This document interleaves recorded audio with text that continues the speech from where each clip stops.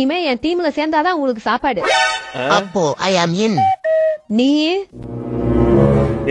அடுத்த வேலை சொத்துக்கு வக்கு இருக்கா? சேர்ந்துரு. இல்ல. ஸ்லோ மோஷன்ல சத்திய பிரமாணம் பண்ணிட்டு இருக்க.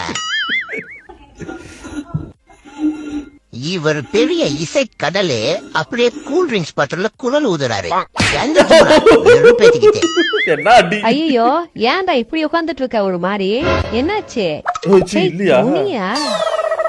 அப்போ இந்த கண்ட கிளாத்துக்கும் வித்தியாசம் தெரியாம வாழ்ந்துட்டு இருக்க.